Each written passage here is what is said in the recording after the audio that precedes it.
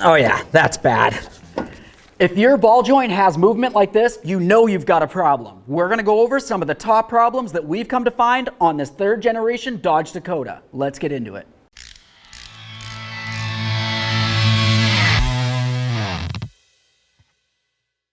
Hey friends, it's Len from 1A Auto. I gotta tell you, we had no issue coming up with top problems on this Dodge Dakota. The one that I'm gonna talk to you about at the end of the video is going to be something that could potentially cost you a lot of money. With that said, let's jump into problem number 1 over at the upper ball joint. Common symptoms that you might find if you are having an issue with the ball joint could firstly be looking at your tires and seeing that it looks like it's starting to feather or chop in some way. Typically that's due to an alignment issue having to do with the ball joint.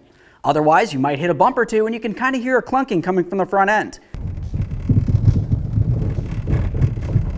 If you were to safely raise and support the front and go ahead and give it a little wiggle, you might feel some movement from up and down. Otherwise, if you were to safely raise and support the vehicle and take off the wheel, you can use some pliers and carefully come right in here and give it a little squeeze. Look for some movement. And obviously, if you see a ripped boot, you know there's a problem. Now let's talk about the fix for this. If you had an issue with the ball joint, you can't replace only the ball joint on this application. You have to replace the entire control arm. Luckily for you, 1AAuto.com sells the entire assembly just like this. You can order it, get it shipped fast and free directly to your door. Now for our second problem, we're going to stick with clunking noises. This one comes down to your steering shaft.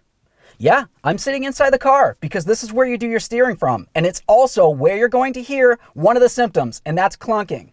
So as far as the part itself, let's find that under the hood. The steering shaft on this vehicle is located on the left side of the engine, right underneath your master cylinder. There's a couple ways that the steering shaft can go bad. You have 2 U-joints.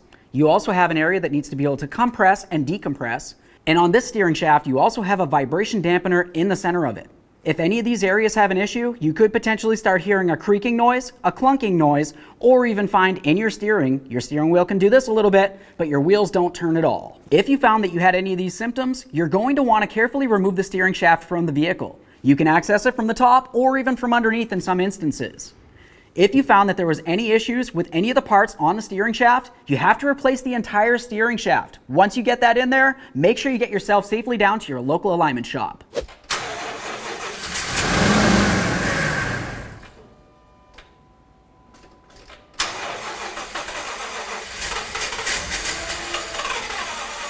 For our third problem, we're going to talk about camshaft position sensor. For this, you saw the symptoms. I tried starting the vehicle, it started up, and then it died out, a stalling condition. Otherwise, I was cranking and the vehicle just didn't want to start. It's got an issue, it's camshaft position sensor, and I want to show you where it is. The sensor on this is located on the passenger side of the engine, on the engine head, just underneath your valve cover. This can easily be accessed in multiple ways. You can come up from the top, but it's a little bit hard to see. Make your way in through the wheel well, of course you'll probably have to remove the wheel, or carefully make your way underneath the vehicle and you can get right up along the passenger side of that engine to check the wiring first, make sure it's connected, and then if you had to, you can go ahead and replace that cam position sensor.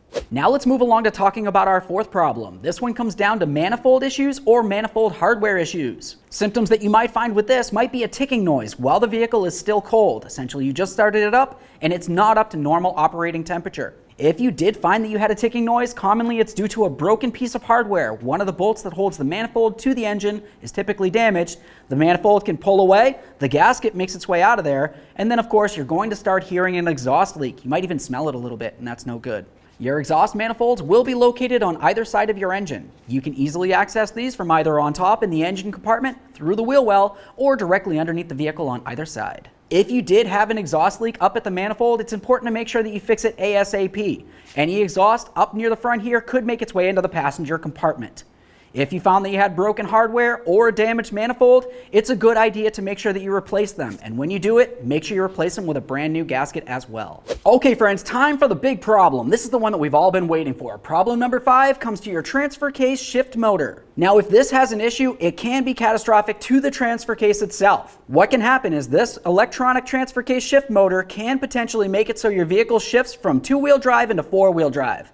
Or worse than that, it could go while you're driving down the highway and shift you directly into 4-wheel drive low. We all know 4-wheel drive is for extremely slow speeds if you're trying to get out of a hard spot and then immediately shift right out of it into either 4-wheel drive high or two-wheel drive, depending on the situation. So of course, if you found that you had any of these symptoms where either your vehicle didn't want to shift from two-wheel drive to four-wheel drive, or it was shifting on its own, it's a good idea to make sure that you test the switch up inside your passenger compartment and make sure that you trace all the wiring. There could be a little chew in there someplace that caused some damage. If the switch and the wiring were okay, the shift motor on the transfer case would be the culprit, saving you money by ordering your part from us and saving you time and stress by not having to worry about possibly causing damage to the transfer case itself.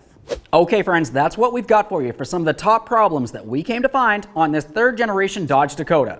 Maybe you've had one of these vehicles that's had some problems, and if you want to talk about it, leave it in the comment section below because we always love to hear from you. If you like the video or even love the video, go ahead and smash on the like button for me. It would mean the world. While you're at it, go ahead and subscribe. Ring the bell. That way there you, all of your friends, can be kept up with all of our latest content. Thanks for watching. Hey problem, it's Len. Hey problem, it's Len. If you found that the switch and the wiring were okay, wow, slow down. If you found that the switch and the wiring were okay, why can't I say this? Okay. Okay.